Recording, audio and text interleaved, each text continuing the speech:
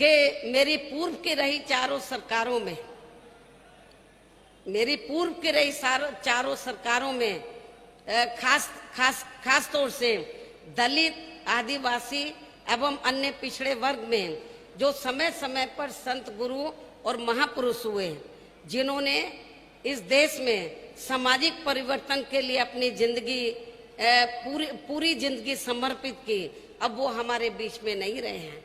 वो हमारे संत गुरु और महापुरुष किसी जाति और धर्म के खिलाफ नहीं थे।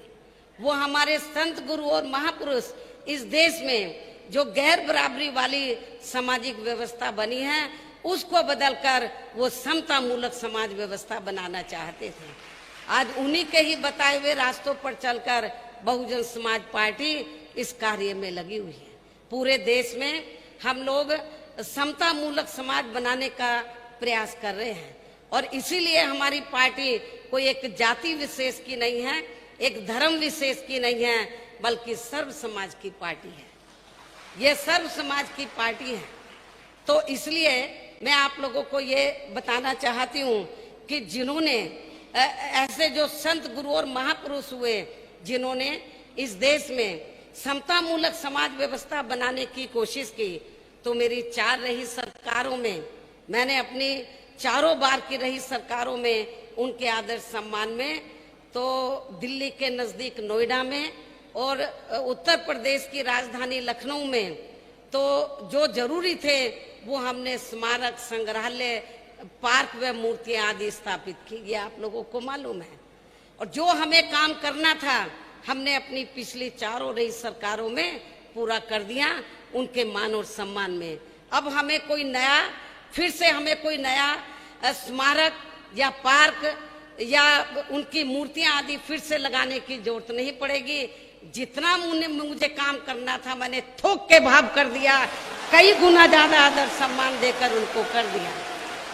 अब तो जब आगे सरकार बनेगी केवल उनके रख रखाव का ध्यान रखा जाएगा।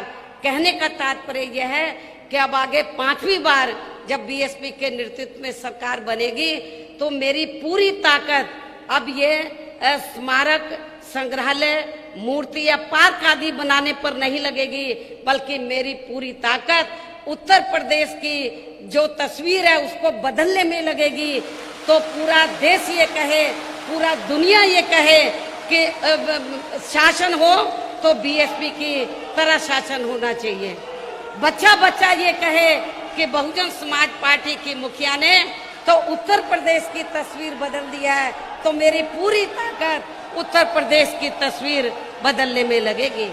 लेकिन यहाँ मैं सभी धर्मों के लोगों को ये भी विश्वास दिलाना चाहती हूँ, यदि कुछ धर्म के लोग ये चाहते हैं कि उनके भी संतों गुरुओं को आदर सम्मान मिले, तो उनको भी मैं विश्वास दिलाना चाहती हूँ। दलित, पिछड़े वर्ग और आदिवासी समाज में जो संत गुरु महापुरुष हुए हैं उनको तो मैंने आदर सम्मान देकर अपना काम पूरा कर दिया है। लेकिन इसके अलावा अन्य वर्गों में से जो लोग ये चाहते हैं कि हमारे संतों, गुरु और महापुरुषों का भी आदर सम्मान किया जाए, तो उनकी धार्मिक भावनाओं का खास तौर से हम लोग सम्मान करते हुए उनको भी पूरा आदर सम्मान दिया जाएगा। ये भी मैं उनको विश्वास दिलाना चाहती हूँ।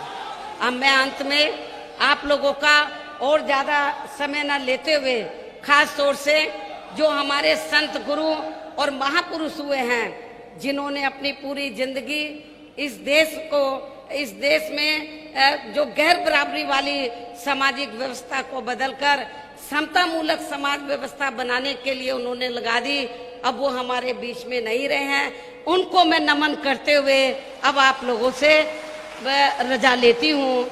जय भीम, जय भारत।